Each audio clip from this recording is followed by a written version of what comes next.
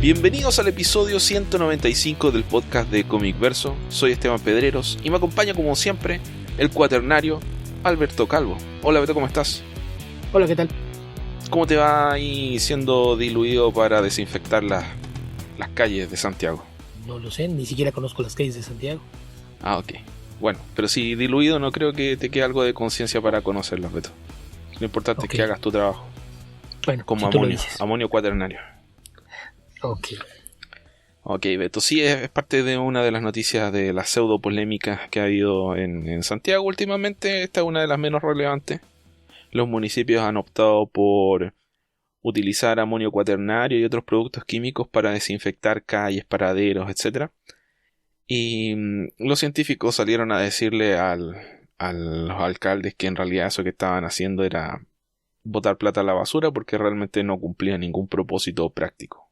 Digamos, era una concentración demasiado baja para desinfectar lo que sea y en lugares de tanto tránsito que era imposible que se mantuvieran desinfectados. Y la otra, que la OMS dijo que aparte se corría el riesgo si se estaban usando productos para desinfectar en concentraciones muy fuertes, podía acarrear otros problemas a la salud, así es de que, pues sí es algo completamente contraindicado. Así es. Pero bueno, hay que mostrar que se está haciendo algo, ¿no? Pues sí, o por lo menos justificar los gastos en el presupuesto. No, si el gasto existe. Si el tema es que sirva para algo. Ok, Beto, ¿qué te parece si pasamos a empezar nuestro podcast número 195? Estuvimos escasos de participación la semana pasada. Voy a aprovechar de cobrar sentimientos cochinos. Queríamos construir comunidad con Tierra Prima. Queríamos estimular la participación de nuestros escuchas. Y no recibimos ningún aporte la semana pasada. No. Bueno, para fines prácticos, uno, ¿no? Porque hubo una pregunta de Héctor McCoy que le puso el hashtag de Comiverso responde y luego nos dijo, no, pero esa es para Tierra Prima. Así es de Cierto. que una. Pero entonces, lo mandó tarde, lo mandó el viernes después de que ya habíamos acordado no publicar el podcast la semana pasada.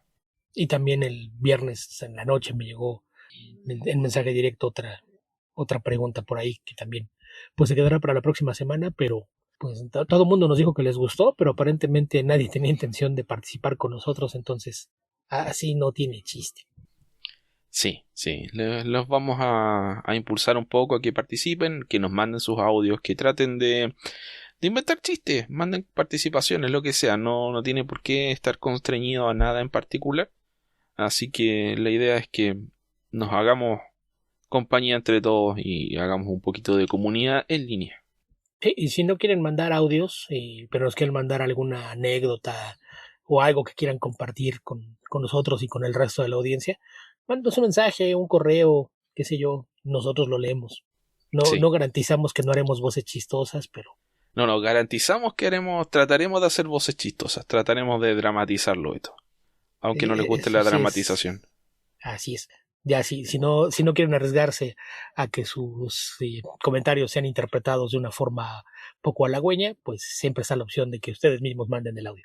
Pero la idea es esa, que no sea nada más de un lado esto, sino de comunicación ida y vuelta, justamente la idea de hacer comunidad, porque si fuera nada más hacer un podcast para hablar de otra cosa, pues creo que nos la podíamos alargar bastante bien para perder el tiempo grabando 1 hora a la semana sobre cualquier tontería.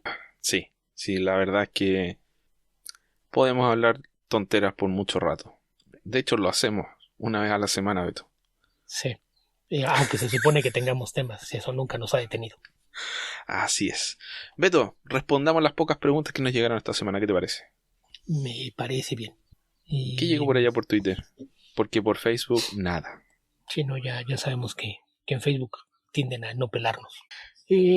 Pues empezamos con lo de Andrés Pastén.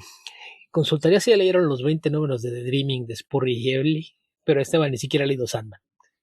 Una maravilla, así que me detengo a mirar una última página. Gaiman debe estar más satisfecho con este legado. Y imagino que no digo nada de The Dreaming. No, ni lo intenté. Sí, me imaginé. Y yo no he acabado. Debo llevar 15 o 16 números. Y espero ya ponerme al corriente para cerrar la serie. Pero en general me parece que las series de Sandman Universe funcionan bastante bien, sobre todo porque los escritores le tenían mucho respeto al material de origen, y creo que ahí sirvió de algo el que Neil Gaiman fuera quien eligiera a los escritores que se iban a encargar de esta serie, lo cual, pues al menos en términos generales me parece que todos cumplieron, y The Dreaming yo creo que es la que más me gustó de ellas. Ok.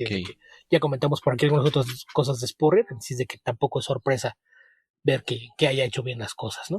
Ujú. Yo creo que es este bullying que me hacen con Sandman, Beto.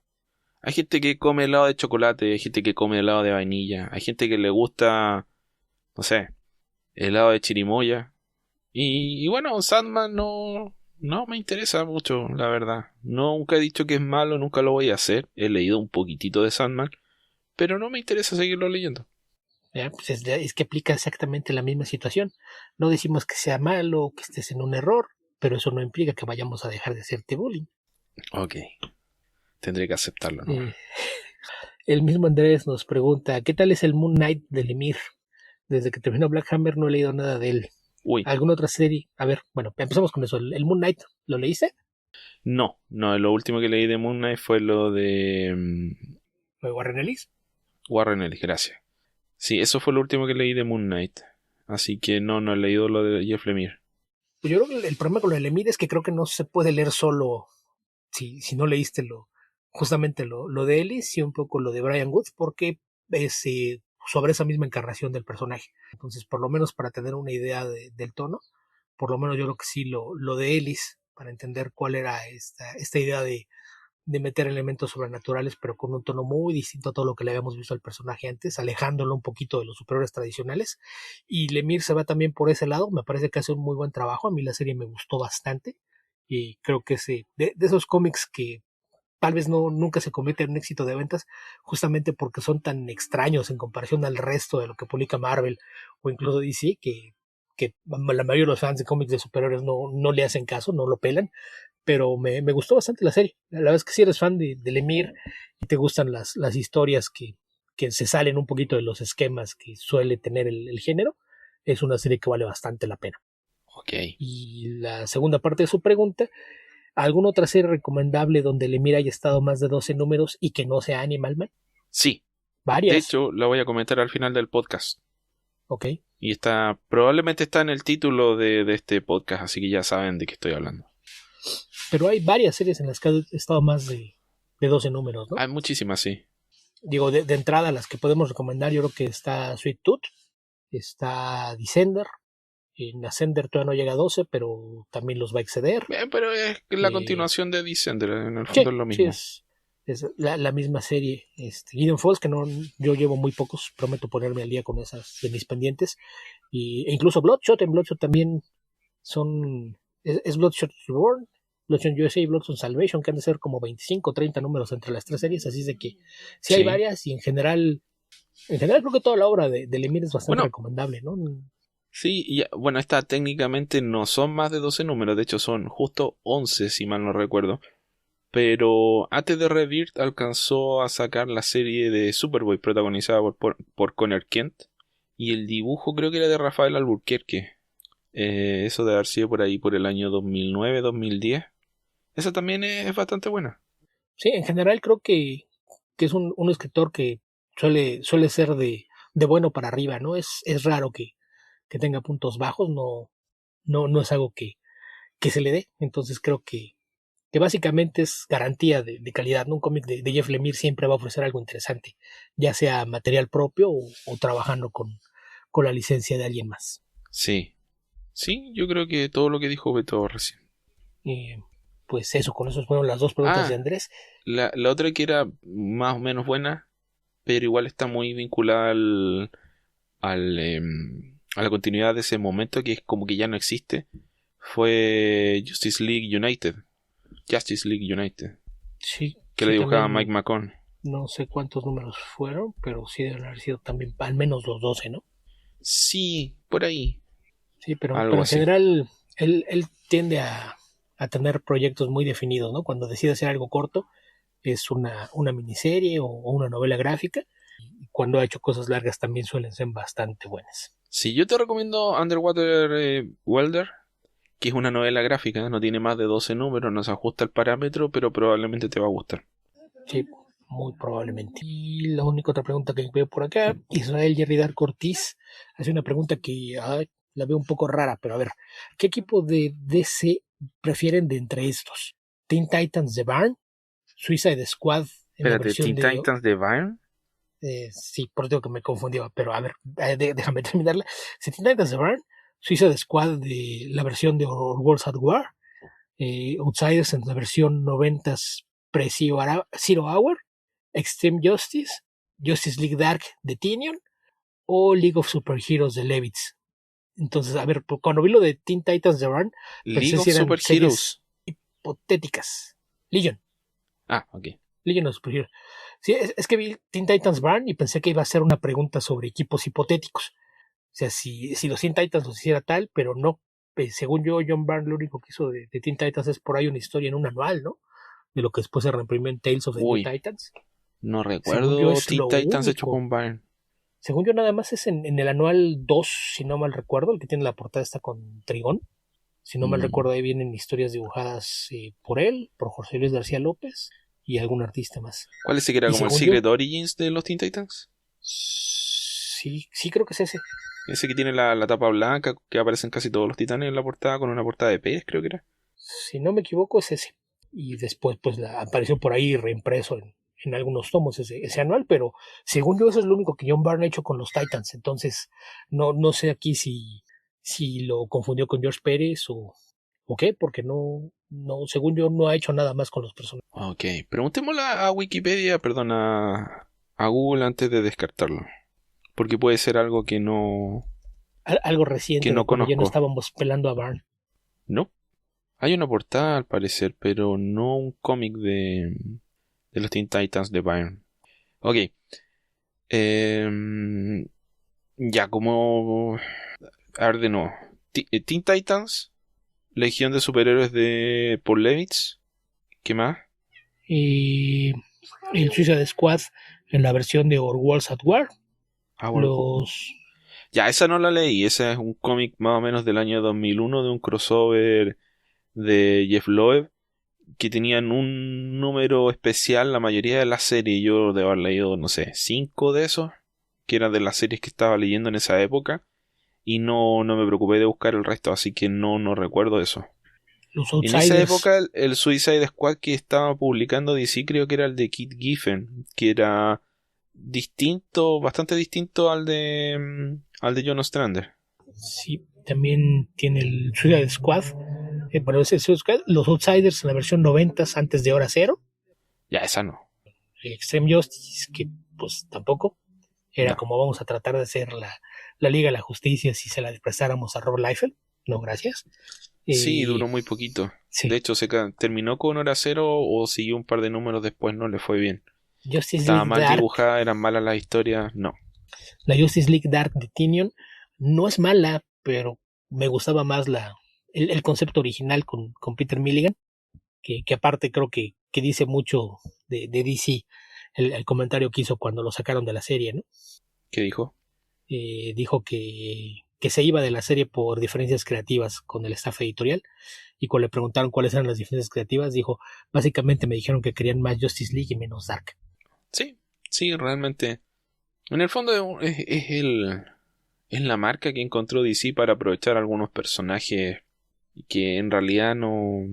Diría que es un tema de branding, como está de moda decir ahora, tratar de usar un nombre popular para vender una idea no tan popular, es un poco lo mismo que hizo Marvel con los Avengers. Cuando teníamos no sé cuántas series de los Avengers, donde las series protagonizadas por el grupo central de los Avengers, que es mucho más grande que el de la Liga de la Justicia, pero el grupo central, eran una fracción del total de la serie. Sí, Lo mismo que pasó con los X-Men en los 80, etcétera. Pero ahí no, creo que aquí el problema no es de branding, ¿no? Sino de la forma en la que elegiste nombrar el branding. Porque Justice League Dark te dicen oscuro. Entonces Milligan le estaba dando un airecito más a lo Vértigo, tratando de meter elementos más de horror, que fueran más con la idea de que fuera oscuro. Si lo que ellos querían era tener nada más un equipo de personajes relacionados con la magia y cuestiones sobrenaturales, pues debieron de haberle puesto Justice League Magic o Justice League Supernatural. Y yo no creo había ningún problema. Dark vende más que Magic, Beto, probablemente. Seguro, pero entonces no le pongas Dark si lo que vas a vender no es Dark. O sea, el hecho de que le bajes a las luces no quiere decir que tengas oscuridad. Claro, Así es son de unos que, dark posers. básicamente. Pero sí, la, la, la, la versión original del título estaba interesante. Creo que nunca Podrían haber terminó de hecho despegar, un Justice League GOT. por Poner ejemplo. a Raven de jefe, de líder. Sí, Y se quedan todos en la casa con la luz apagada leyendo poemas de Baudelaire. sí, pero los emo ya no estaban de moda, entonces eso tal vez no, tampoco hubiese sido popular. Pero pues entonces ya viendo la lista así y con el paréntesis de que no sabemos qué era lo que quería con los Teen Titans, si los de Pérez o qué.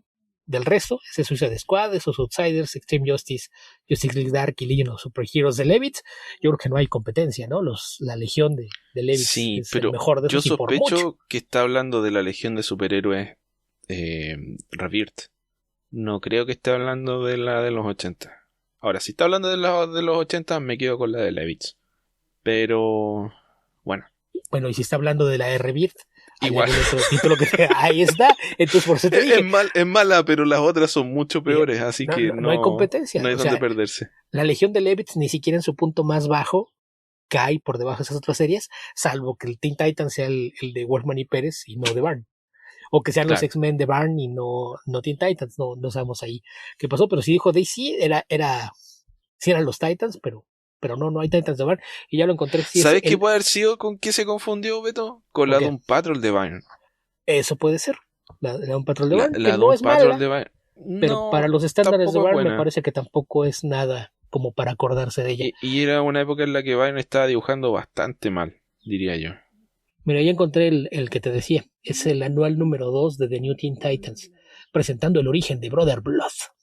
Ah, ok, no Y era el que pensaba yo. es por Mark Wolfman, John Byrne, José Luis García López y Jim Bakey.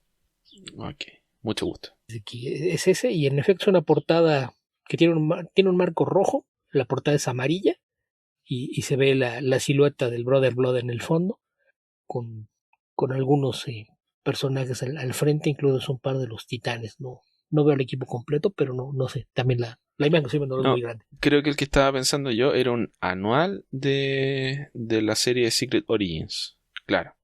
El anual 3 del volumen 2 de la serie Secret Origins. Ese es en el que pensaba yo. Sí, no, esta es, digo, la portada es, el fondo es amarillo, la parte de abajo es blanca porque es como pusieron la silueta en el fondo del Brother Blood, pero sí es el origen de Brother Blood, el anual número 2 de New Teen Titans.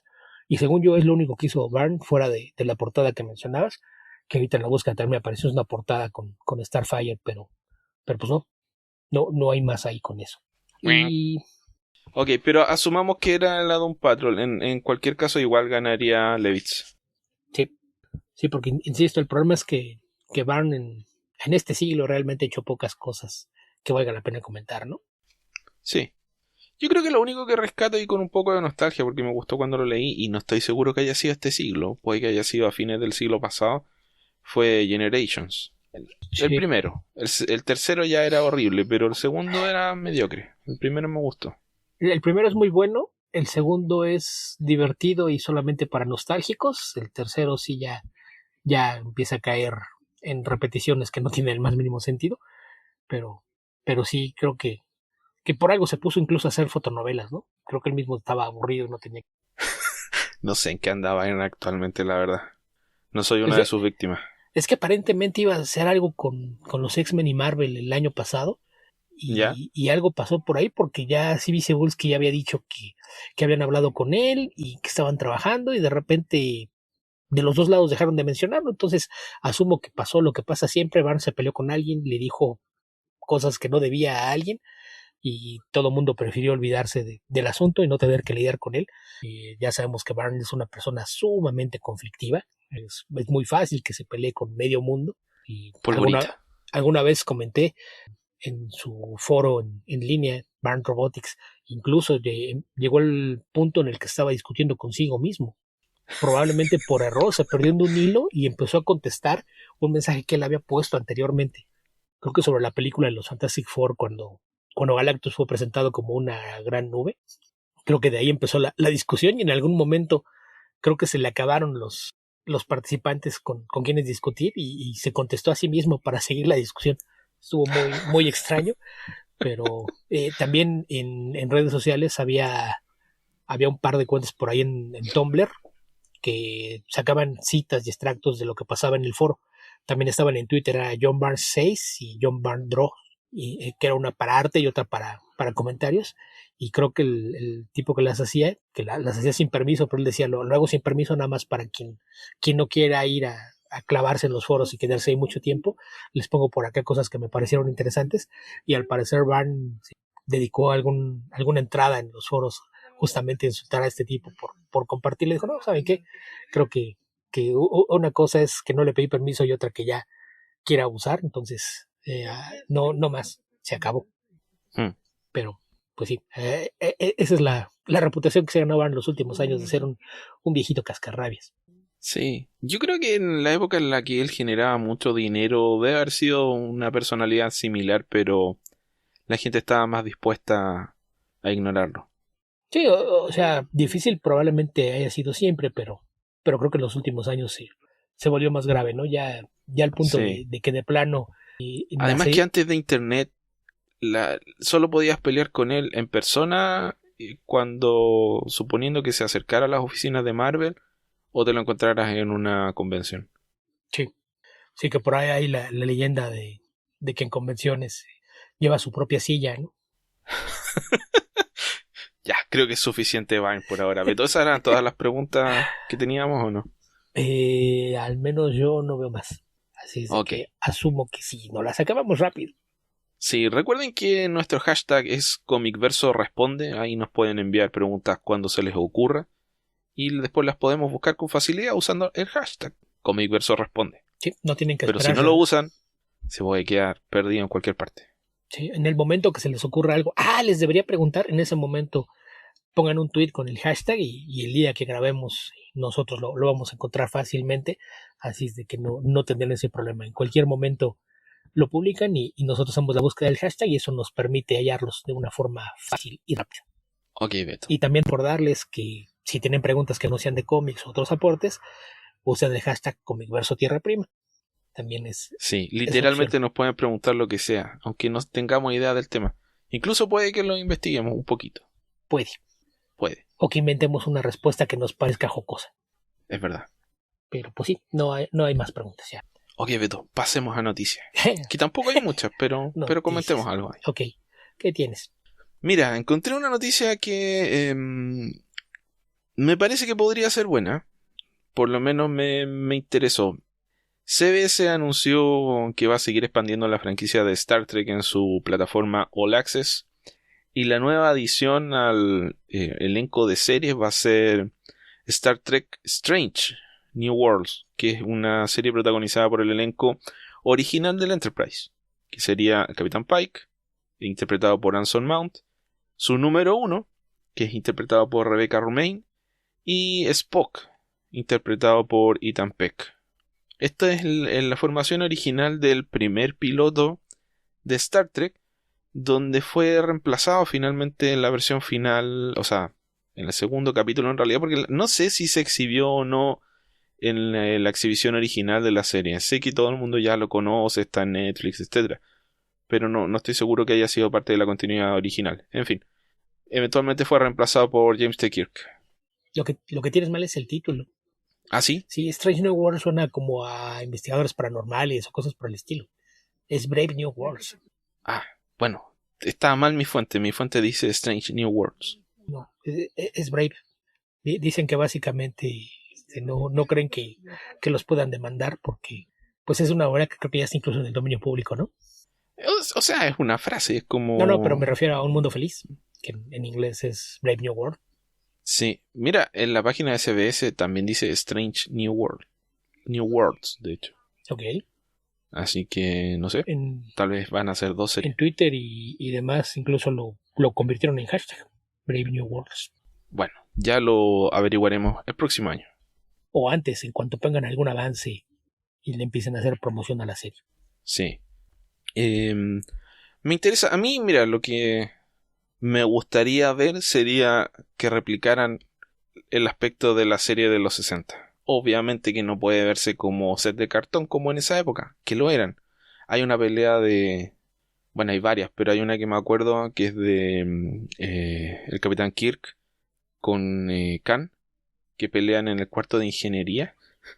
Que es una pelea eterna, Una, donde se empujan de un lado a una otro pelea y eterna se va desarmando el set mientras que van peleando. parece sketch de Es muy comedia, chistoso. nada más se avientan de un lado para otro para que parezca que se están sacudiendo y sacuden Sí, toda la utilería. y son unos golpes que literalmente si te lo llegaran a dar, de verdad, quedarías tirado en el suelo. Mira, yo Son como los golpes de Rocky 4, estos que son golpes completamente abiertos, sin defensa, y que te dan de lleno en la cara. yo Que creo que realmente es muy difícil que no te dejen yo creo inconsciente. que tú no tienes la referencia, pero acá en México probablemente habrá quienes me entiendan.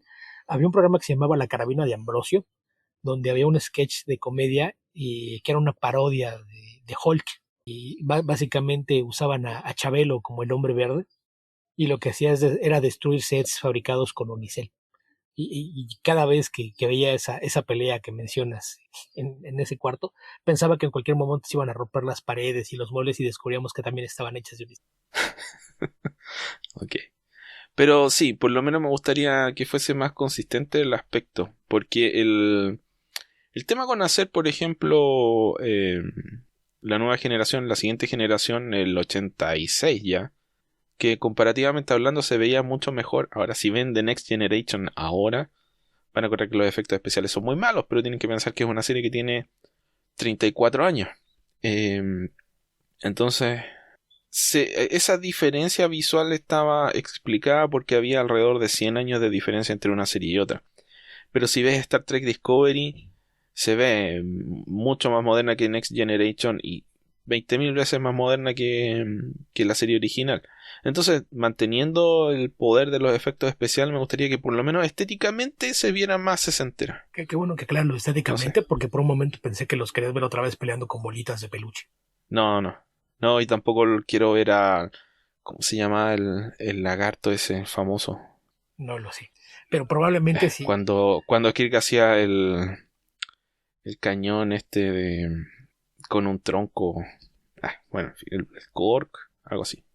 Y además probablemente si hablas de replicarlo, ahora que se cumple un aniversario del cumpleaños de Von Craig, habrá quien estaría haciendo el casting para saber quién sería la alienígena verde que le haría ojitos al capitán. Cierto. Creo que ese es el primer capítulo de Kirk. No, ¿No? no, Ok. es ya avanzado. Creo que es de la tercera temporada, pero no sé. Ok. Pero Bueno, bueno, va a haber nueva serie de Star Trek.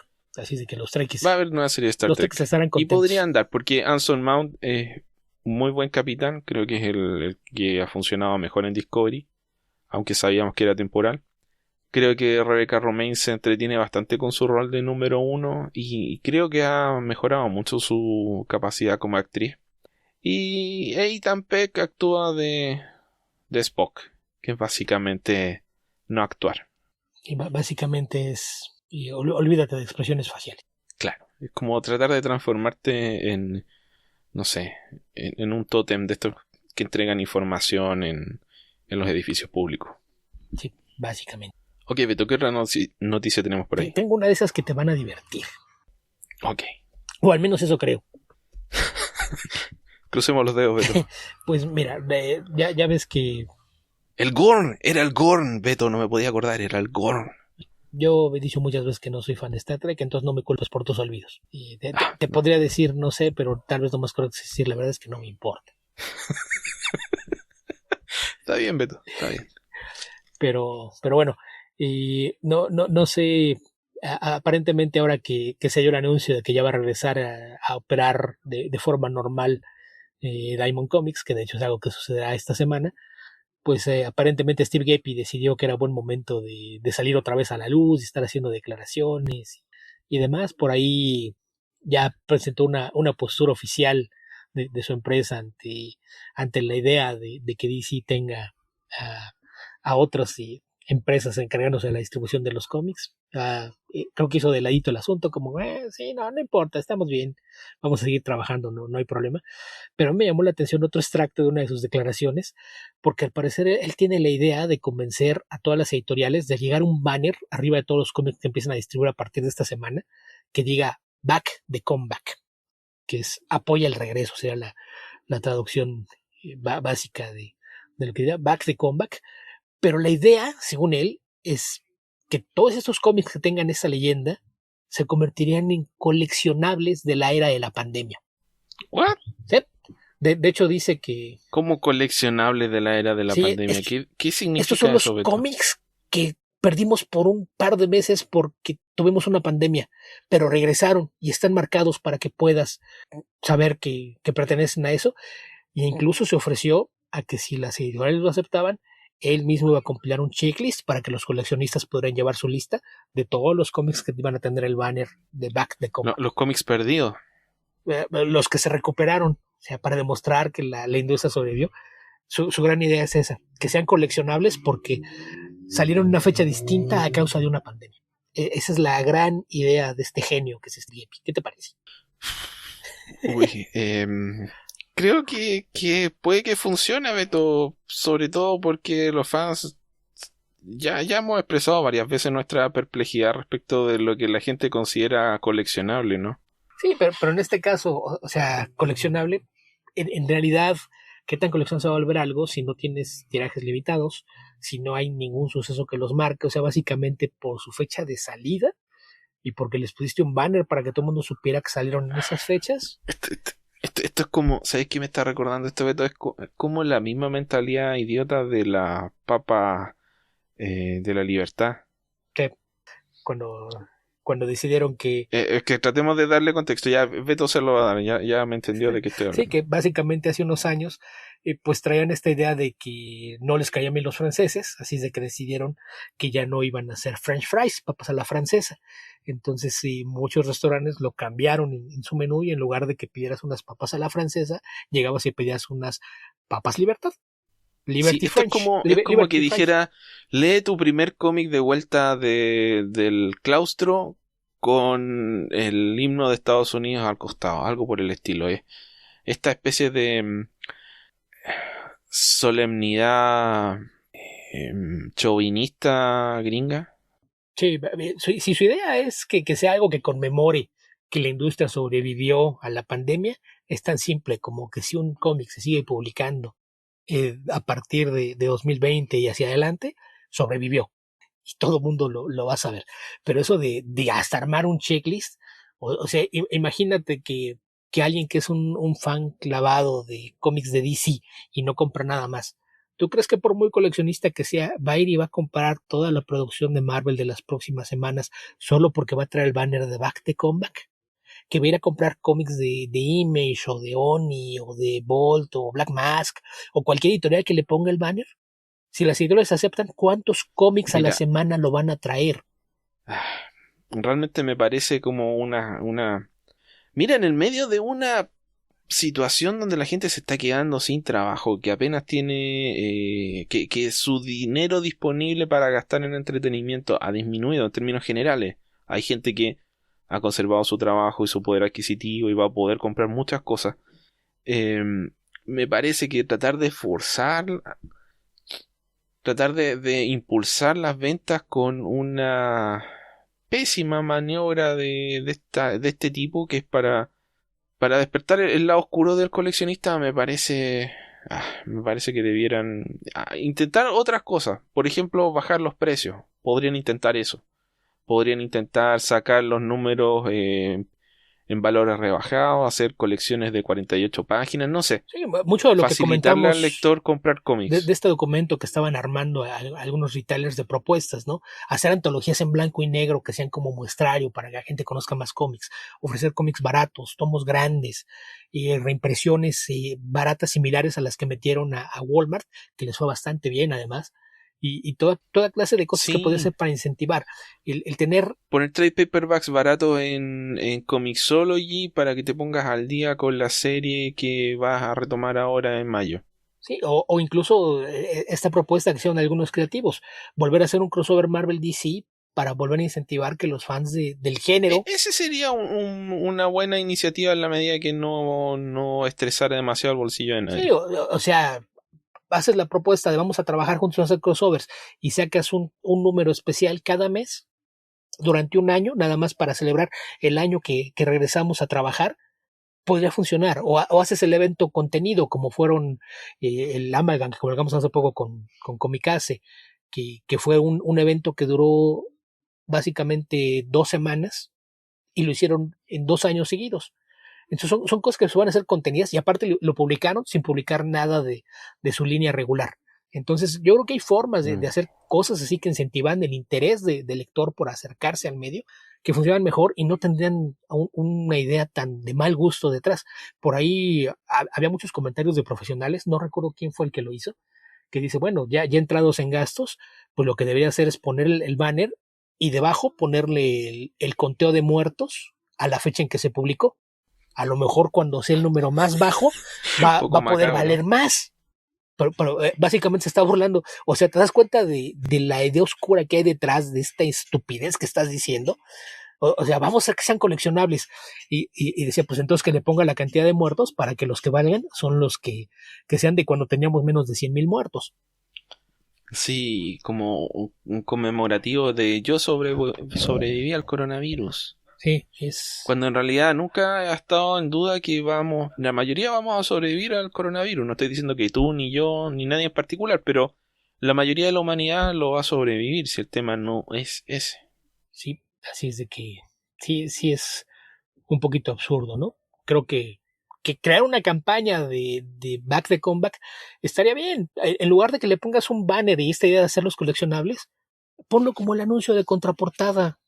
Sí, además que, mira, yo pienso, a mí la parte que me molesta así como lector de cómics es que pienso que a ver, está bien impulsar el retorno, sobre todo porque se está tambaleando la industria, ¿ya? Eso me parece que es necesario. El tema es que pienso que esto debe ir por un lado de reencantar a los lectores, tratar de traer, por ejemplo, de vuelta a lectores que se aburrieron, darle facilidad a la gente, darles incentivos, pero de otro tipo, no tratar de tocarle la fibra sensible y motivarlos así con un discurso patriótico de hay que comprar cómics para salvar a la industria.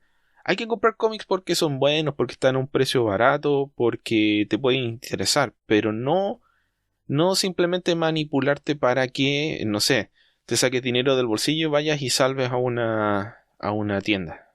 Eso no me parece que sea lo correcto, aunque se ha hecho igual. Retomar una campaña que tenían, esta que ponías un anuncio, que en realidad no era un anuncio, sino el servicio con la línea telefónica y el sitio web que te da un directorio de tiendas para que busques las tiendas de cómic que te quedan cerca, el Comic Book Locator Shop, que funcionaba así, era una línea 1-800, donde tú podías llamar, darles tu código postal y ellos te decían qué tiendas de cómic te quedaban cerca. Y había un sitio web al que igual tú entrabas, ponías tu código postal y te decía qué tiendas de cómic tenías cerca.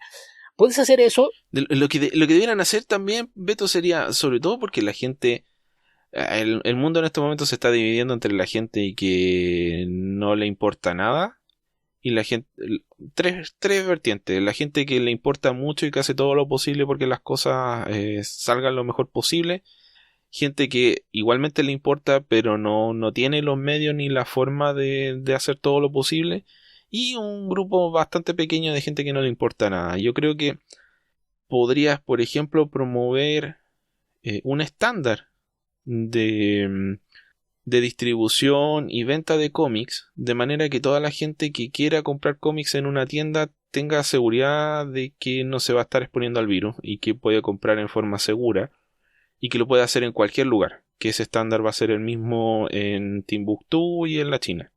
Eso podría ayudar a que alguna gente que pueda tener miedo de comprar en general decida hacerlo en las tiendas de cómics. Sí, pero pues ahí la cosa es que también el tipo de restricciones, incluso legales, que hay en algunas partes, a lo mejor no te permitiría y que todos tuvieran el mismo estándar.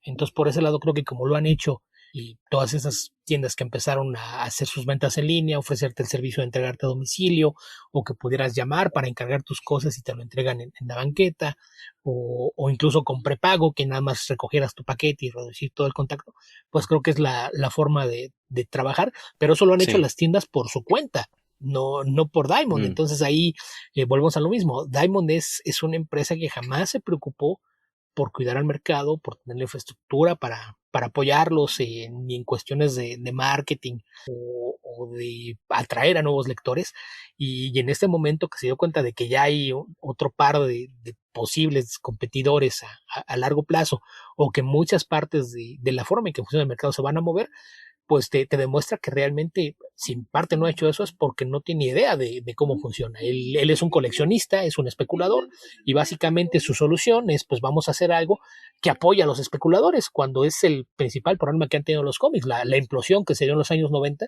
fue justamente porque se dedicaron a tratar de atraer especuladores, y cuando los especuladores se fueron, por poco y destruyen la industria.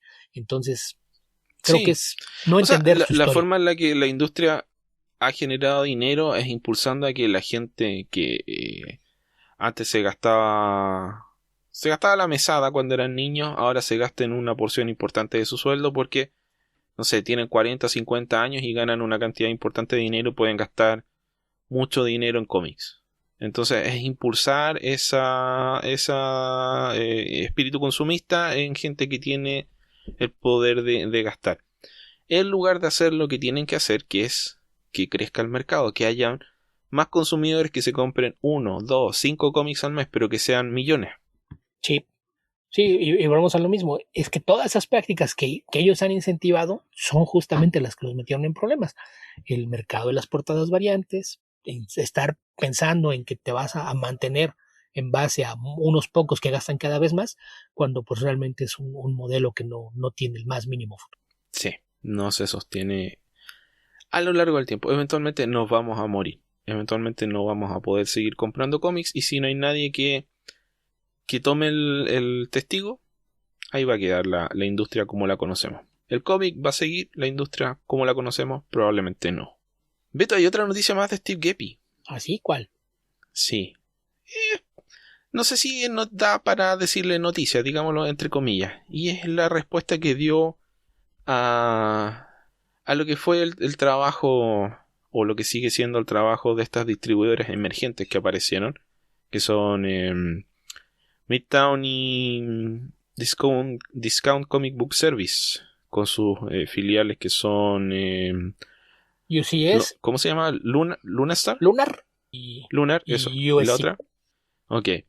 Y es básicamente quitarles importancia, restarles importancia, decir que no hay problema, que esos son dos de sus principales negocios, socios comerciales, consumidores, en definitiva, son las empresas que más compran cómics, y que no tenían ningún problema con ello, pero que en realidad lo que la gente estaba esperando era el regreso que se viene ahora este 20 de mayo y no lo que había pasado, porque de hecho había mucha gente que no se había entusiasmado con los cómics que había distribuido DC, porque habían aparecido 5 o 7 cómics al mes, y eso la verdad es que no había entusiasmado a nadie.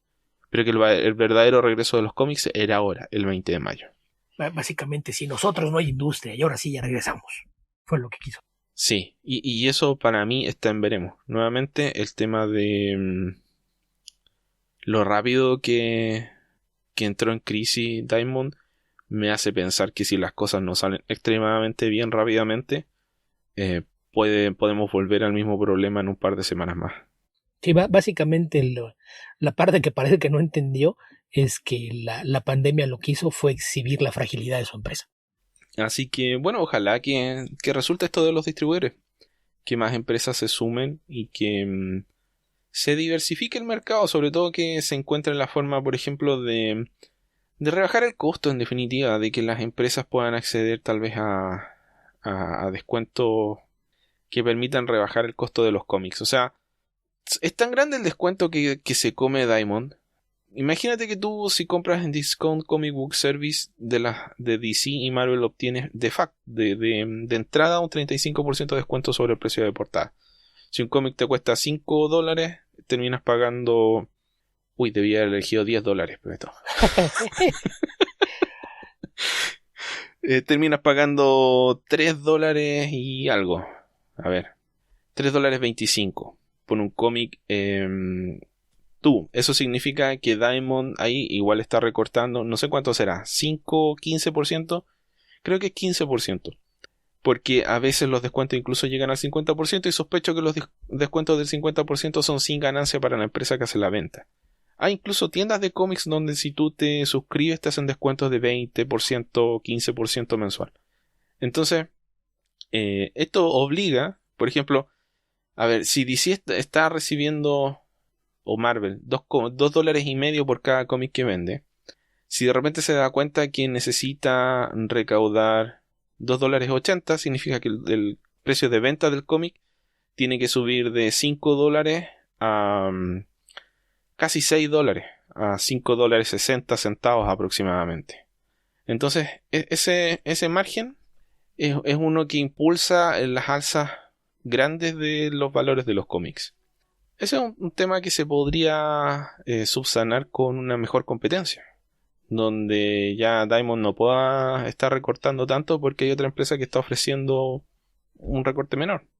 Sí, sobre todo con estas quejas que aparecieron de que también aparentemente el que entraran dos empresas que llegan a vender cómics por correo puso en evidencia lo mal que empaca Diamond el material, ¿no? Y que Diamond, si alguna vez alguno de ustedes ha visto cómo llegan las cajas de cómics a las tiendas, y básicamente las cajas tienen el tamaño de dos cómics y son altas.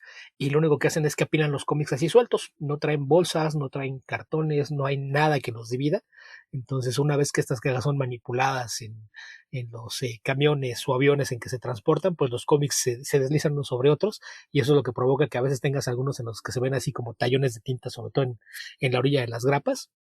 Pues esto se debe a que vienen así en la caja que se rayen, porque Diamond no empaca correctamente.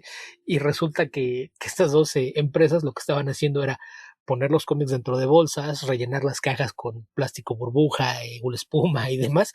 Entonces estaban entregando los cómics. Que es el estándar con el que ellos distribuyen. Yo hace un montón de años estuve suscrito a Mail Order Comics, que actualmente no estoy seguro que exista, pero en una época fue competidor de estas dos empresas. Y Mail Order Comics me enviaba todo en bolsitas, no con cartones de respaldo, porque eso ya es muy caro, pero lo enviaba en bolsitas cerrado con un listado de todos los cómics donde se demostraba que yo había recibido todos los cómics que había encargado. Y así es con casi cualquier tienda en línea. Por ejemplo, yo en donde solía comprar mucho era en My Comic Shop, y ellos lo que hacían es que si tú pedías tomos de distintos tamaños, toman todos los ejemplares de un mismo tamaño, los ponen en una bolsa, le meten un pedazo de cartón corrugado de cada lado y con cinta ajustan la bolsa para que no bailen los cómics dentro de la bolsa. Entonces tienes un paquete sólido con cartón de los dos lados del tamaño de cada cómic, revista o tomo que hayas comprado. Estos los apilan dentro de la caja y la caja la rellenan ya sea con estas piececitas tubulares de una espuma o con el popcorn de unicel, estas palomitas de maíz falsas, para rellenar la caja y causar que se amortigue cualquier impacto. Entonces, esta es como letra C de Plumavit también. Entonces te mandan una caja que es más grande que todos los tomos que hayas comprado porque viene rellena de material protector. Entonces es muy diferente cómo llega eso. Y les digo, cuando abres una caja enviada por Diamond Comics, son los cómics sueltos, nada más apilados en dos hileras, y pues se trata de desear con suerte que los cómics que tú querías de ahí sean los del medio y no hayan bailado tanto, porque como ya mencionamos, esos rayones que de repente se les ven en las portadas es justamente por el roce entre los cómics mientras se deslizan unos contra otros dentro de estas cajas mal empacadas. Ok. Mail Order Comics murió por allá por el año 2013 y lo compró DC-10. Así sé que vive de cierta forma. Sí, de cierta forma. Así que eso fue lo que pasó. Yo estoy hablando de esto, era la época en que yo coleccionaba cómics mensuales solo, porque también coleccioné, ahora no estoy encargando mensualmente, pero coleccioné cómics en un grupo que los encargábamos, y esto es de haber sido hace unos 20 años aproximadamente. Así que ya pasó el tiempo. Esa fue la época en la que brotaron muchísimas páginas de envío de cómics por correspondencia. No era solamente Mail Order Comics, DCB Service, etc. O sea, DCB Service de hecho es un poco posterior. Había un montón de estas empresas que surgieron y murieron. Por ejemplo, Next Planet Over hizo una inversión enorme y desapareció a los 2 años aproximadamente. En fin, toda esa serie. O sea, tienda. Y eso es todo lo que tenemos de noticias esta semana, Beto, aunque logramos extenderlo bastante. Bastante. Mira, no son noticias, pero yo me empecé a preocupar por la situación de mi cartera en los próximos meses. ¿Ah, sí? ¿Por qué? ¿Pararon las traducciones? No, esto te va a emocionar. Dime. Scott Dumbier ya confirmó que dentro de unos meses veremos Parker the Martini Edition volumen 2. Oh, la habían anunciado, Beto, pero no sabíamos cuándo ni sí. si realmente iba a pasar. Entonces yo ya creo lo que confirmó. salga la 1 de nuevo, porque no me la pude conseguir en su época. Yo sí la tengo, pero probablemente si van a sacar esto lo van a reimprimir. Entonces viene este tomo de lujo que va a contener otras 2 novelas gráficas de Parker adaptadas por Dan Cook, que por cierto hace unos días cumplió años de fallecido. Pero además anunció que va a haber una historia corta completamente nueva en el tomo, pero no es por Darwin Cook. Es así como que el extra, el pilón, que además, según entiendo, es la primera vez que va a haber una historia original de los personajes de este mundo creado por Donald Westlake bajo la identidad de Richard Stark, que no es escrita por el mismo autor. Se trata de una historia corta escrita por Ed Brubaker y dibujada por Sean Phillips. Ya, bueno, un equipo creativo apropiado. Los mejores autores de cómic de crimen quizás de todos los tiempos van a hacer una historia corta para agregarla a este Martin Edition Volumen 2. Entonces, esa es una. Y la otra, hablando de Brubaker y Sean Phillips, hemos hablado varias veces de Criminal, de lo buena que es. Hace muchos años, las miniseries y la serie regular original de Icon las recopilaron en un par de tomos de lujo, estos hardcovers que son casi tamaño carta y con gran cantidad de extras, tomos gigantescos que están fuera de prensa. Ya confirmaron que dentro de unos meses van a salir nuevas versiones de los dos, con nuevas portadas de Sean Phillips, y se les va a sumar un tercer volumen, el tercer volumen deluxe de Criminal. Así es de que, pues está eso, está el Kickstarter. Para los que no tengan idea de qué está hablando Beto, Icon es este imprint que tuvo Marvel para mantener tranquilos a sus arquitectos de la época, donde aparecían los cómics de autor de Ed Brubaker, Brian Michael Bendis, Matt Fraction, entre otros. David Mack, etcétera. Sí, básicamente era, si estás trabajando en mis proyectos y te quiero tener aquí, no hay ninguna razón para que te vayas a publicar tus cómics propios a otra parte. Voy a crear un sello para que los publiques a través de él. Sí, que ya pasaron más de 10 años, Beto, así que yo creo que hay que refrescar esas cosas.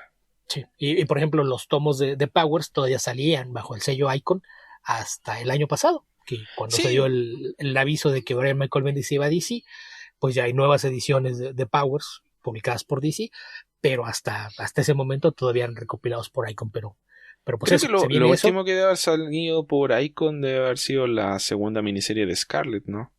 Muy probablemente. Si no fue lo último, fue uno de los últimos.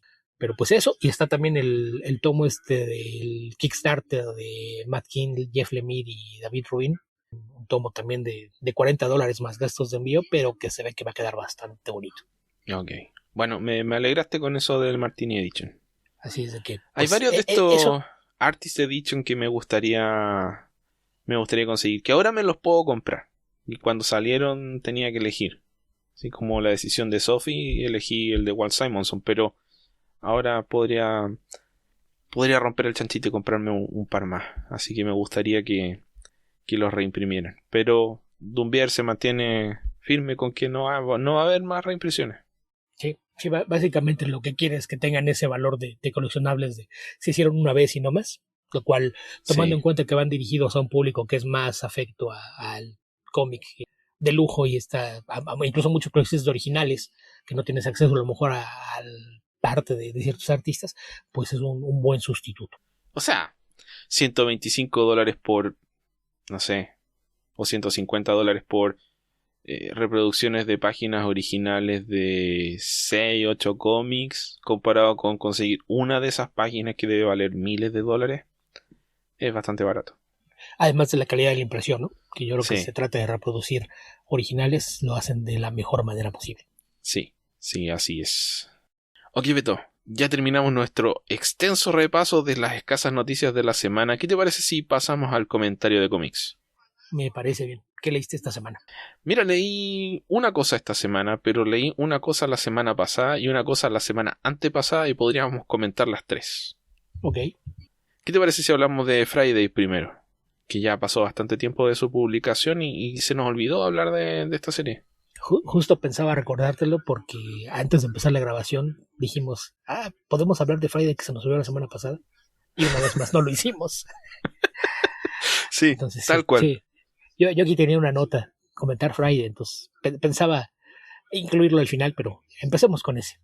Que para Okay. ponerlo en contexto, si alguien no nos oyó, no se había enterado, Friday es un cómic original publicado a través de Panel Syndicate, esta plataforma en línea que funciona como descargas de paga lo que quieras, que básicamente si no quieres pagar, pues puedes aún así descargarlo, aunque quedará registrado tu correo en la lista de la vergüenza. A este miserable le gusta leer cómics gratis, pero pues lo correcto es que ustedes decidan en cuánto valoran estos cómics. En este caso se trata de una colaboración entre Ed Brubaker y Marcos Martín. Son Sí. dos grandes autores que por primera vez trabajan juntos en algo, y eso justamente es Friday, que se lanzó hace unas 3 semanas más o menos, ¿no? Sí, diría que fue justo hace unas 3 semanas. Y creo que hablamos ya de esto de la lista de la vergüenza y esto. Hablamos solamente del tema de descargar el cómic, pero no hablamos del contenido en sí. Si no conocen el arte de Marcos Martín, diría que es uno de los grandes autores de cómics que existen actualmente.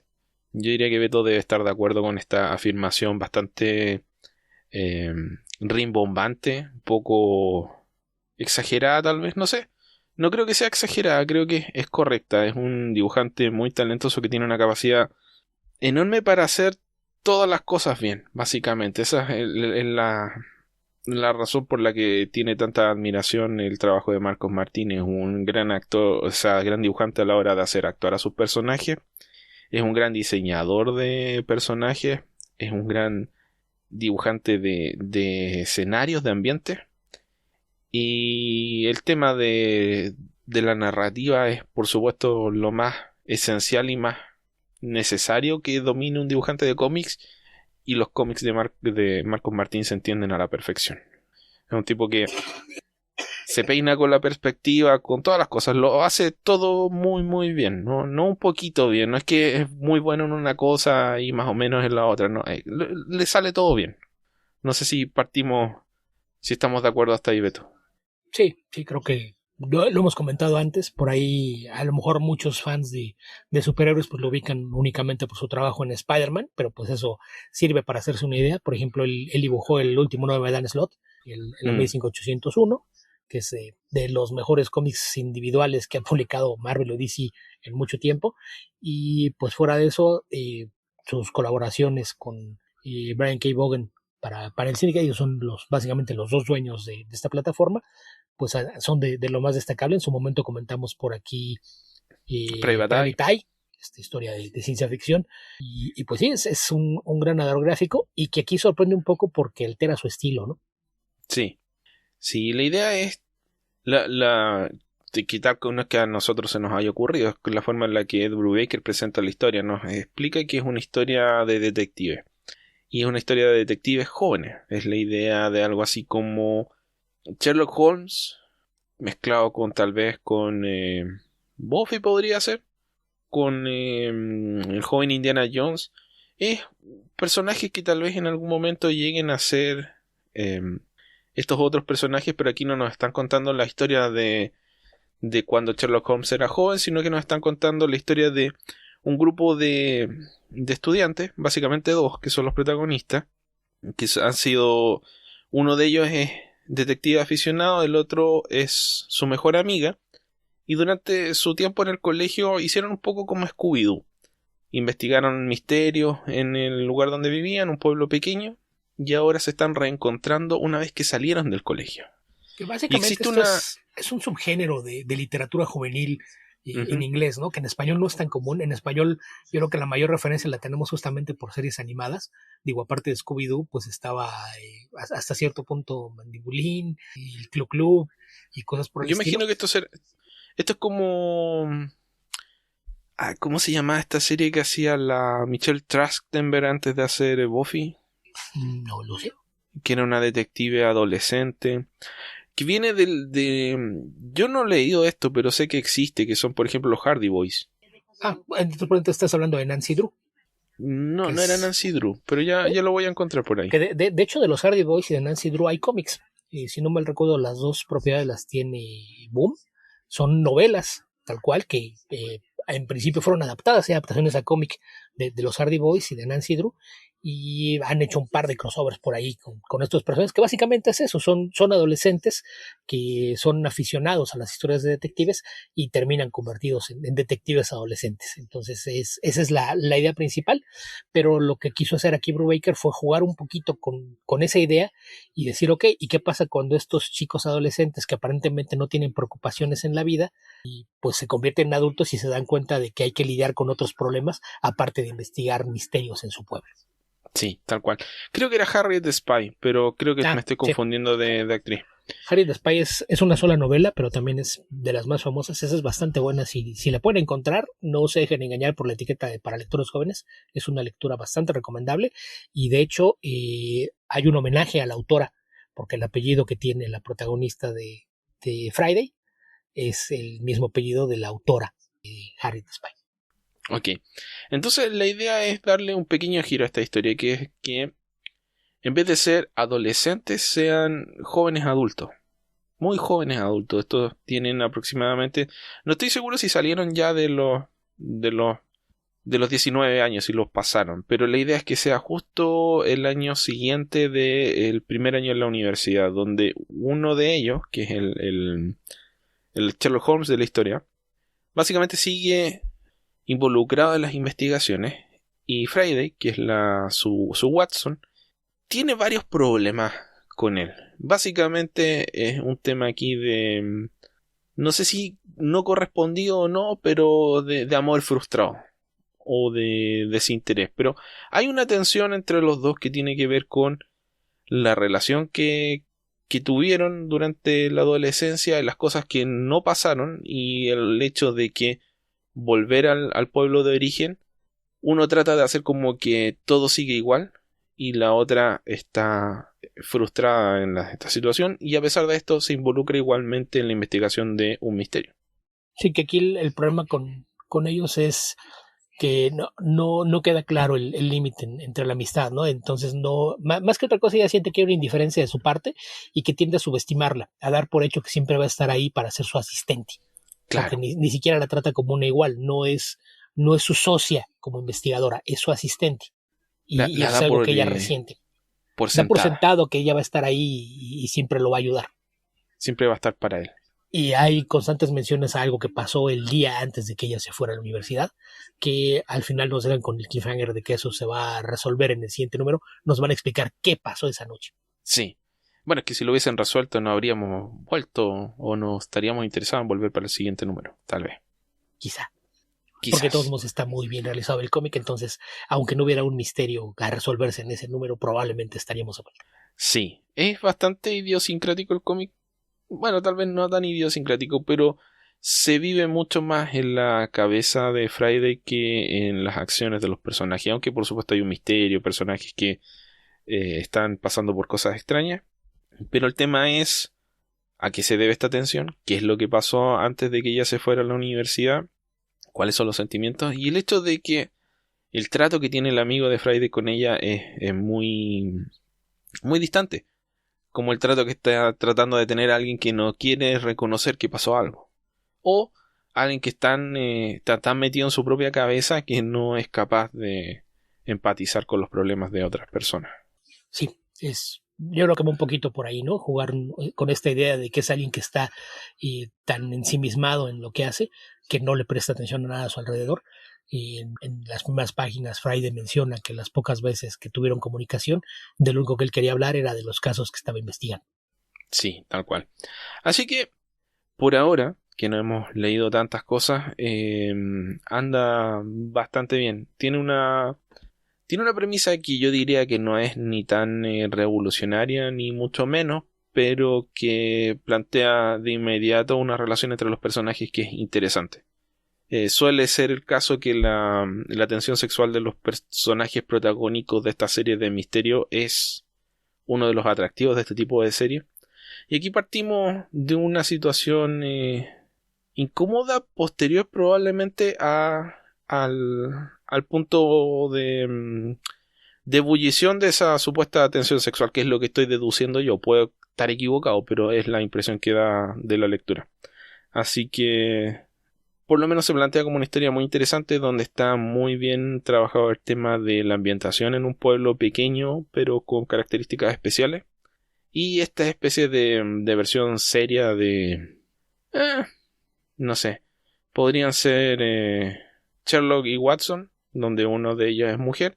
O podrían ser Vilma y Fred, algo así. ¿Me estás diciendo que esto es como una cruza entre Elementary y Scooby-Doo?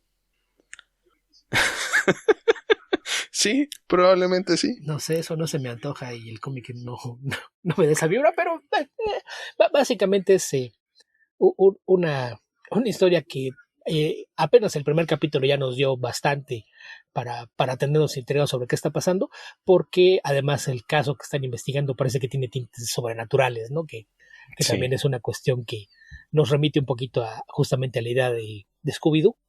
Y a Sherlock Holmes también, porque... Uy, se me olvida el nombre ahora de la serie, o sea, del libro. Este de los perros o los lobos. El sabueso de los Baskerville. Gracias. También se plantea como una historia posiblemente sobrenatural y termina no siéndolo. Pero Sí. era parte de la gracia de los libros de Holmes. Así es. Ok, Beto. ¿Qué otro cómic podríamos comentar esta semana? Pues mira, yo sigo poniéndome el día con mis pendientes y lo leí el primer número cuando salió y hace algunos días decidí que ya era momento de dejar de darle largas y leerlo completo. Y La Guardia, una miniserie publicada por Berger Books, este sello supervisado por Karen Berger, la editora que en su momento creó Vertigo Comics y que ahora publica esta línea de cómics de autor al amparo de Dark Horse. Pues este es uno de los títulos que lanzaron hace un par de años, en donde pues hace algo muy similar a lo que hacía en Vértigo, ¿no? De repente traer autores de otros medios o gente reconocida que pueda hacer cosas interesantes con los cómics. En este caso se trata de la escritora Nnedi Okorafor, una escritora afroamericana que es conocida sobre todo por sus cuentos de ciencia ficción, que siempre tienen muchos temas de la cultura africana intercalados en las historias y que pues tiene un palmarés de esos que puedes presumir abiertamente. Su primera novela ganó el Hugo, el Nebula y el World Fantasy Award, nada más los 3 premios literarios más importantes para literatura de ciencia ficción y fantasía, y con ella lanzaron esta serie que se llama La Guardia, que básicamente es el nombre del aeropuerto internacional de la ciudad de Nueva York. Aquí hace equipo con Tana Ford, una dibujante a la que tal vez muchos ubiquen por su trabajo en la serie de Silk, este personaje derivado de Spider-Man, y cuentan una historia de ciencia ficción en un futuro indeterminado, pero tal vez no muy lejano, en el que se analiza cómo cambiaría el mundo una vez que se diera un contacto con civilizaciones alienígenas.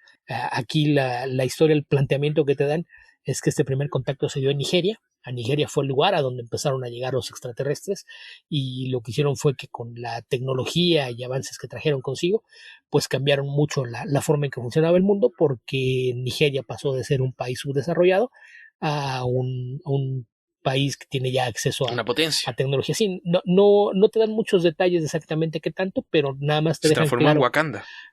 Algo así. Nada más hay algunas cosas que ves en cómo son las ciudades y demás, pero no hay muchos detalles de exactamente qué Beto, tanto creció. la busqué en Wikipedia y sale en una foto con una polera de mi vecino Totoro. ¿A quién? ¿A Nnedi Okorafor? Sí. Sí, si la sigues en Twitter te vas a dar cuenta de que es una escritora divertidísima. Básicamente, algo que tienen en común la mayoría de los escritores de ciencia ficción de los últimos años es que todos son nerds, todos crecieron como fans y se nota. No creo que haya otra forma de transformarse en autor de ciencia ficción. Sí, la hay. O sea, había muchos científicos que decidieron que querían escribir ficción y esos tienden a ser mucho más serios. Todavía hay bastantes de esos, pero la gran mayoría, sobre todo los que hacen ficción contemporánea, no sé, está John Scalzi, está el mismo Neil Gaiman, China Mieville. China Mieville, todos ellos crecieron leyendo cómics, fantasía y ciencia ficción y fue lo que terminaron escribiendo.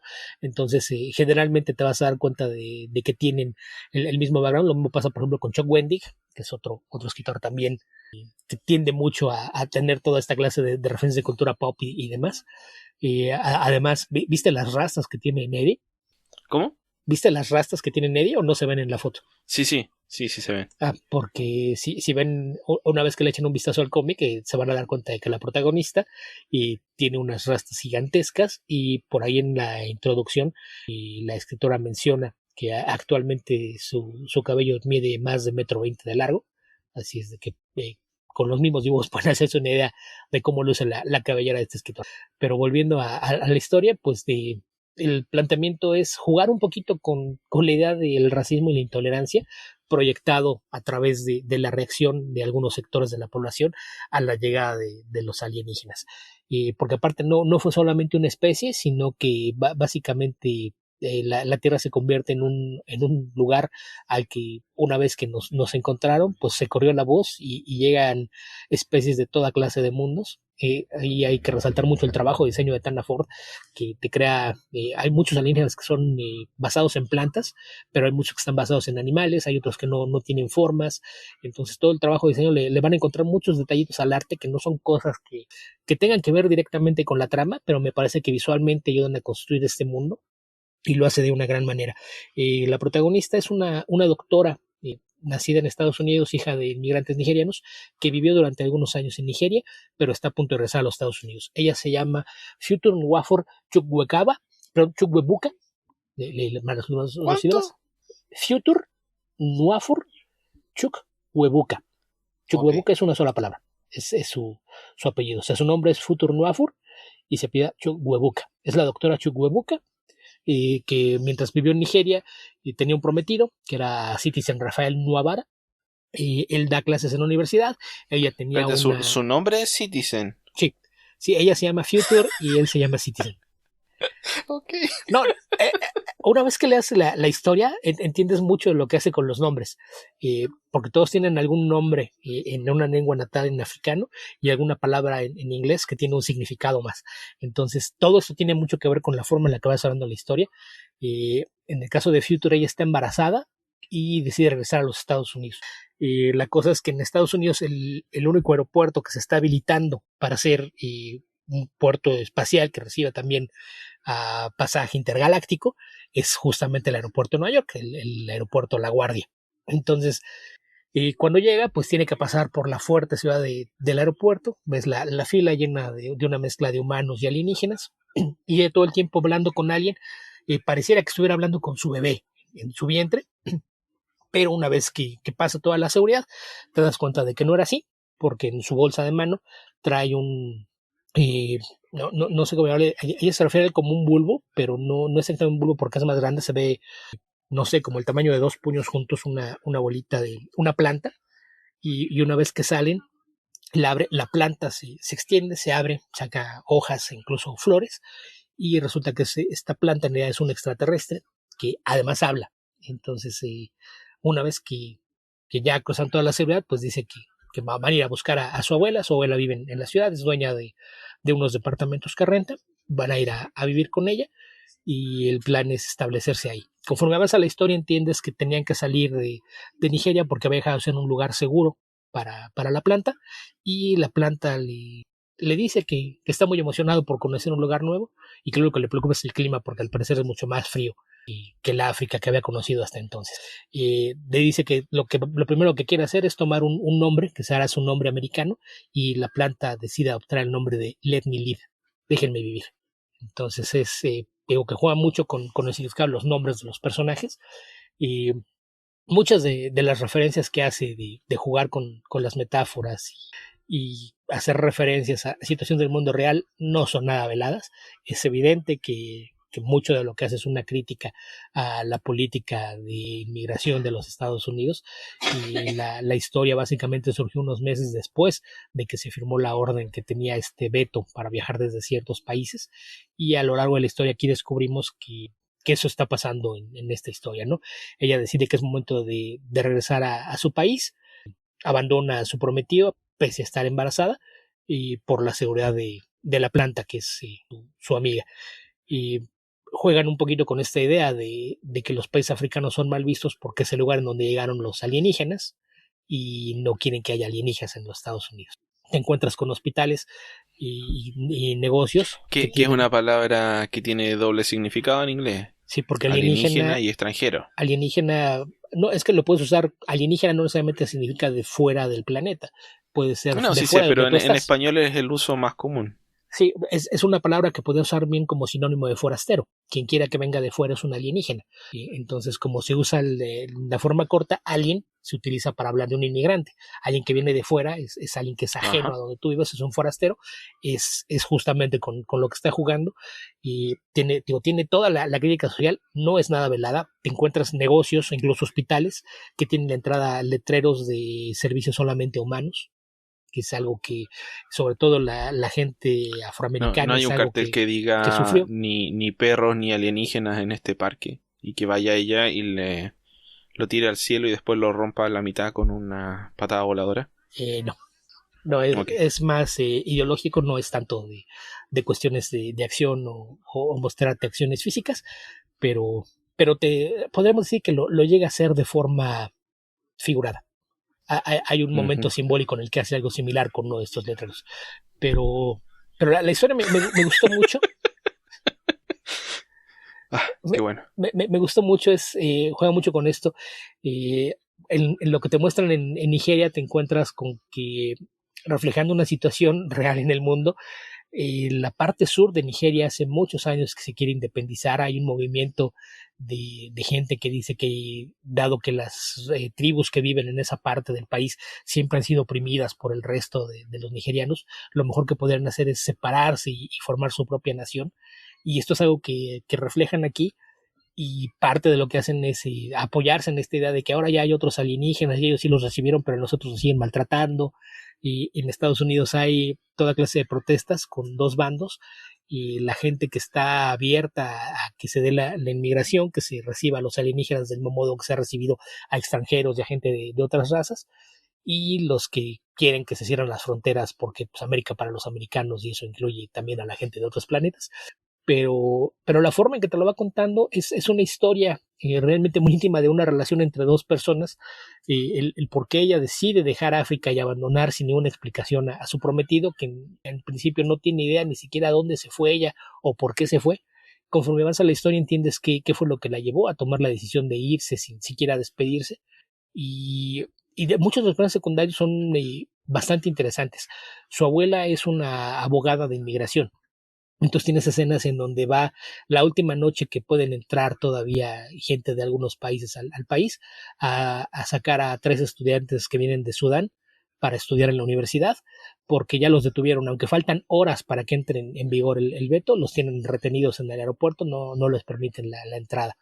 Y te muestra la clase de revisiones sin sentido a las que lo someten en los aeropuertos solamente por ser de otro color o por venir de un lugar distinto, y juega mucho con esta idea de por qué ves mal a quienes son distintos, que me parece que es una forma muy interesante de hacer la metáfora. Y en general muchos científicos dicen que eventualmente vamos a tener contacto con especies de otros planetas, y una pregunta que te ayuda a plantear esta historia es, ok, una vez que tengamos contacto con gente de otros planetas, si a veces no admites que hay alguien que tenga un color de piel distinto al tuyo, o que tenga una creencia religiosa, ideológica distinta a la tuya, ¿cómo vas a reaccionar cuando te encuentres con gente que no tiene ni siquiera una apariencia similar en términos generales, o que tal vez ni siquiera es la misma clase de formas de vida, ¿no? El hecho de haber usado a muchos alienígenas con plantas me parece que ayuda un poquito a poner esto en perspectiva. Si como humanos no te aceptas que somos iguales, ¿qué va a pasar cuando llegue gente de otras especies? Entonces, en términos generales, me parece que es una historia que funciona bastante bien. No es muy larga, fue una miniserie de 4 números. El TP tiene 120, 130 páginas. No trae muchos extras, pero los extras que traen son muy, muy agradables. Trae algunos diseños de Terraform para los personajes principales. Y mucho de lo que tienen estos diseños, si te das cuenta, el trabajo de la construcción del mundo, ¿no? Porque incluso los aretes de los personajes, el tipo de lentes, la forma en que arregla el cabello, el tipo de reloj y joyería que usan los personajes, todo tiene un significado en por qué se decidió hacerlo de cierta forma. En una página explica su proceso de dibujo, que es que hace un boceto digital, después lo imprime, generalmente en azul claro, que es lo que utilizan muchos artistas para hacer esto, para ya con un lápiz y tintas darle forma al dibujo final antes de volver a escanearlo para mandárselo al colorista. Entonces es un tomo que la verdad es que vale mucho la pena, y si no han entrado a lo que ha estado haciendo Karen Berger con Berger Books, creo que es algo que vale mucho la pena. Si les gustaban los cómics de Vértigo, es muy probable que todo lo que ha sacado este sello también sea de su agrado, porque son historias bajo la misma filosofía de expandir un poquito los alcances de lo que se puede hacer con el medio del cómic para contar historias más allá de los superhéroes. Entonces, en términos de ciencia ficción, creo que es una historia que, aunque no ofrece muchas cosas nuevas temáticamente, lo hace de una forma muy inteligente. El dibujo de Eterna Ford es muy bonito, es un trabajo muy, muy limpio. El diseño de los lugares y la forma en la que retrata las ciudades y la arquitectura de incluso el complejo en donde viven Future y su abuela es algo que es muy agradable a la vista. El trabajo de color es una paleta bastante viva que ayuda a destacar justamente el trazo limpio de Tanafor. El color es de John Devlin, y la verdad es que vale mucho la pena. Yo se las recomiendo bastante. La Guardia, publicado por Berger Books, un subsello de Dark Horse Comics. Ok, suena bien. Me recordó un poco... no, nada que ver, pero me recordó un poco a Hombres de Negro. En aspectos visuales, creo que sí habría. Temáticamente, no tanto, porque sí me parece que está mucho más sentada en la realidad. Incluso ya con el comentario final que trae después de la historia de la autora, de dónde salió la historia y algunas anécdotas, te das cuenta de que hay mucho que está tomado de la realidad, que no podemos decir lo mismo de Hombres de Negro. Sí. Ok. Tengo dos cómics para comentar, pero creo que hay uno que me voy a guardar, que es brevemente Wonder Woman Dead Earth, de nuestro nuevo autor favorito, Beto, creo, Daniel Warren Johnson. No sé si estás de acuerdo. Uno de nuestros nuevos jóvenes. Sí. Este cómic está muy bueno.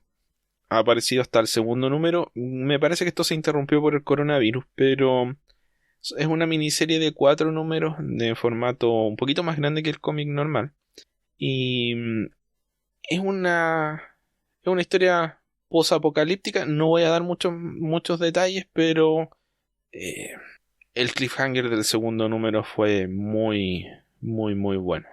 Porque creo que toma todo lo que a mí me gusta de los mitos que conozco de Wonder Woman, porque es un personaje que no he leído tanto, y los explota en un contexto mm, similar al de Mad Max, podríamos decir. Pero un poquito más fantástico todavía. Un poquito más... Sí, el otro es más ciencia ficción o una distopia de ciencia ficción. Esto es un poquito más mezcla de ciencia ficción y fantasía. Así que en ese contexto es un cómic bastante, bastante bueno, con el espectacular dibujo al que nos acostumbra Daniel Warren Johnson, que bueno, si no lo conocen ya hemos recomendado al menos dos cómics que deberían probar, que son Extremity y Murder Falcon. Y el otro cómic que quiero comentar, Beto, y este ya un poquito más detalladamente, es Royal City, que ya me parece que lo había anunciado la semana pasada, no recuerdo bien si lo dije o no lo dije. No lo dijiste. Pero es un cómic de Jeff Lemire, publicado a través de Image Comics, y es una serie de 14 números. Es una serie regular que duró 14 números, no porque no vendiera bien, sino que fue de muertes naturales, Beto, de causas naturales. El cómic narra la historia de la familia Pike, como el Capitán Pike, que está compuesta por el matrimonio central, que son los padres que ya están en la tercera edad, y los 4 hijos de la familia, que en orden de edad son Pat, Richie, Tara y... Uy, el menor, que ahora no me acuerdo el nombre. No sé qué tanto contarles de la historia de la familia, porque es un poco difícil hablar de este cómic sin contar la historia de la familia, pero em, creo que para gente de la edad nuestra, más o menos, gente que haya nacido por ahí entre el 75 y el 83, probablemente, es un cómic que está hecho así, pero como guante. Es, es la historia, por un lado, de un escritor, que es Pat, el hijo mayor, que está con un bloqueo creativo y se entera de que su padre sufrió un accidente de salud que lo obliga a regresar a su pueblo de origen, que es Royal City. Y Royal City es una ciudad pequeña, un pueblo realmente, que tiene una sola industria, que es una fábrica, y es una fábrica que está en decadencia. Es como esta película de Danny DeVito, con la con Gregory Peck y Penelope Ann Miller, ¿cómo se llama? Money Talks, donde tenemos un pueblo que está lentamente muriendo. Podría ser el caso de Flint, por ejemplo, que es del documental de Michael Moore. Está lentamente muriendo porque la industria que lo sostiene está muriendo porque no ha logrado modernizarse a los estándares actuales. Es una fábrica que funciona bien, pero que ya no produce un producto que sea de gran interés para el comercio actual. Entonces, esta es una fábrica que le da trabajo a un número importante de familias del pueblo, pero que cada vez tiene menos trabajo que ofrecer, y esto ha generado un pueblo que está volviéndose cada vez más pobre, con un número alto de cesantes, con problemas de desocupación, de alcoholismo, etcétera. Y en este pueblo decadente, monoproductor, se divide entre la gente que se queda para vivir la vida que vivieron sus padres, que es una vida simple, con un trabajo estable pero monótono, o tratar de arrancar de este pueblo y vivir una vida distinta, para bien o para mal. Bueno, Pat se transformó en escritor, fue muy exitoso con su primera novela, pero tiene un bloqueo creativo ya que lo acompaña por años, y no, su segunda novela fue un fracaso, y actualmente no ha logrado avanzar nada con su tercera novela, que la tendría que haber entregado hace un mes. Entonces, su publicista lo están persiguiendo, su representante lo está atorando, y él no sabe realmente qué hacer, porque guarda un secreto, que es el origen de esta novela que lo volvió exitoso, y que está relacionada con su familia. El resto de los hermanos son Richie, que es la oveja negra, un hermano que es drogadicto y alcohólico, que se dedica a las apuestas y que es un tiro al aire. Vive de lo que puede, trabaja ocasionalmente, si es que aparece, básicamente trabaja en la fábrica, pero nunca va a trabajar. Y se salva porque el capataz, quien tiene que controlar su llegada, es el marido de su hermana. Y por lo tanto él anota que fue a trabajar y se fue a la hora, y que trabajó bien, a pesar de que él prácticamente no aparece a trabajar, o si aparece, aparece tarde o alcoholizado, en fin. Su hermana Tara tiene ambiciones de reconstruir el pueblo, de darle un nuevo aire, y está en un momento bastante malo de su matrimonio, donde llegaron a un punto en el que su pareja quiere ser padre y ella no. Ella está decidida a no ser madre, no es lo que quiere para ella, y están con un choque de expectativas. Ella quiere salir del pueblo, quiere progresar, quiere hacer varias cosas, y él se ha conformado con un buen trabajo en la fábrica, donde realmente no tiene grandes desafíos, pero gana lo suficiente para vivir tranquilo. Y el último hermano es el hermano menor, que es la gran revelación de este primer episodio. La historia progresa un poco contando de qué manera se relacionan los tres hermanos con su hermano menor. Qué pasó que distanció o empezó a crear problemas en la familia. Y eso se parece un poquito a Six Feet Under, esta serie de HBO de hace 15 años, 20 años tal vez, donde donde la familia se llegaba realmente a conocer y descubrir una vez que moría el patriarca. En este caso el patriarca no muere, pero sufre un accidente y a partir de esto empezamos a descubrir los secretos de la familia. Y la verdad es que el segundo arco es el que me terminó de encantar con esta historia. El primero se lee muy bien, es una historia...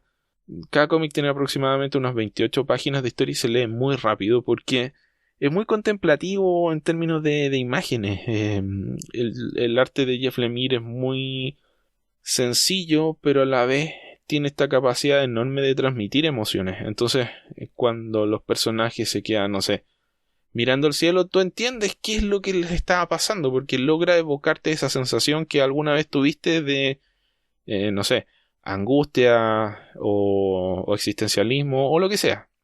Porque tiene esa...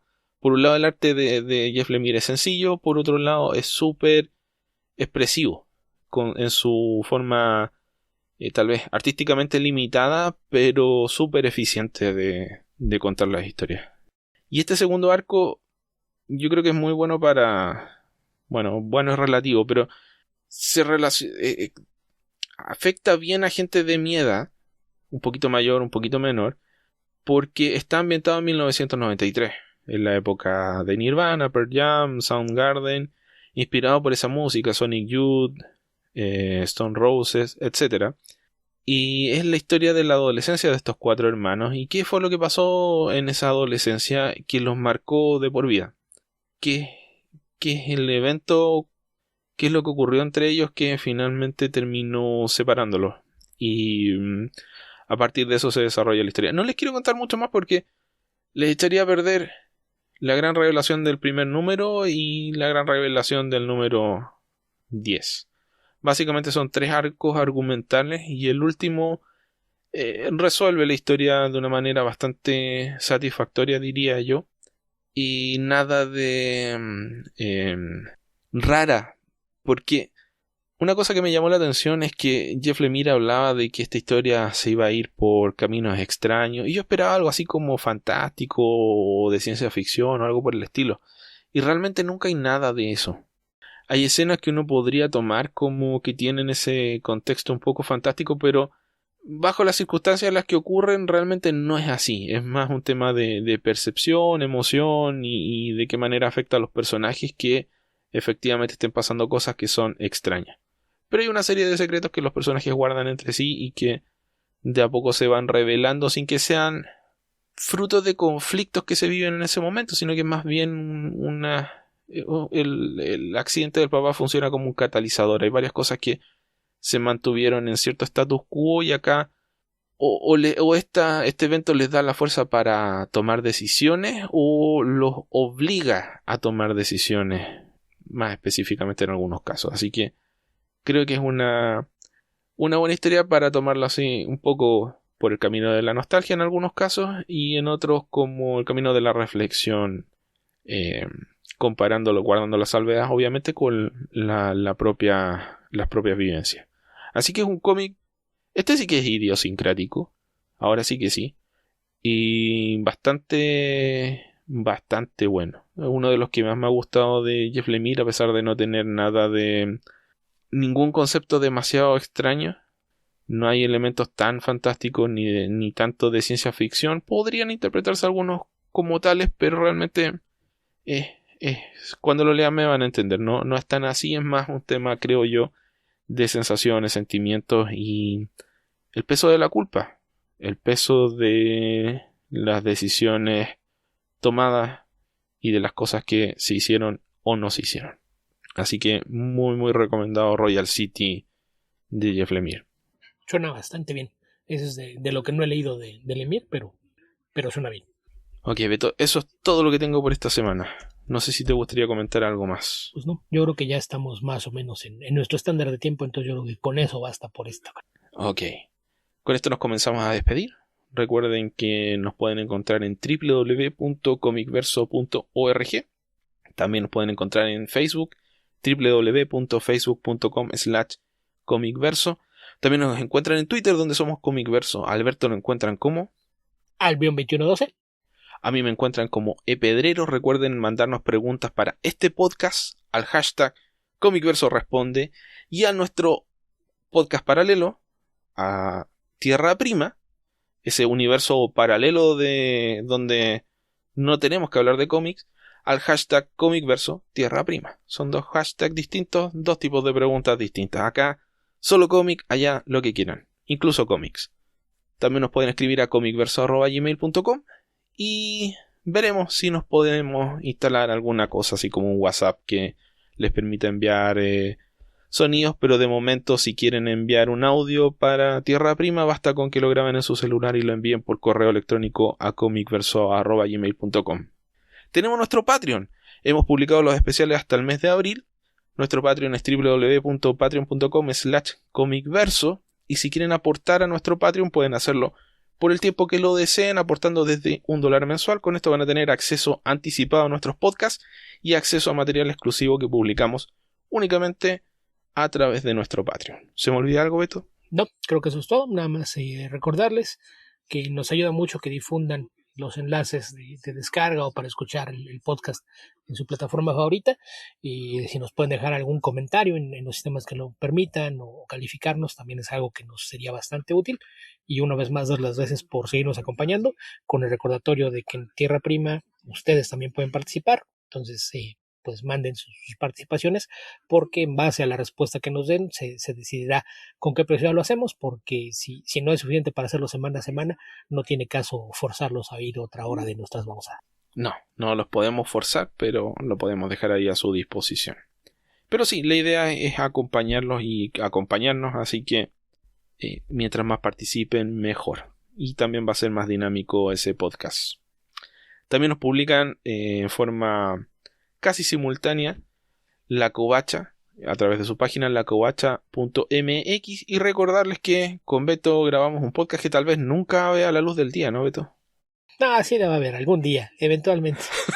Como mencioné hace un rato, grabamos con nuestros amigos de Comicase, donde también colaboro, un especial dedicado a los cómics de Amalgam, este crossover entre Marvel y DC, donde mezclaron a sus personajes, pero fue una grabación caótica, con muchos canales, muchas pistas de audio y demás.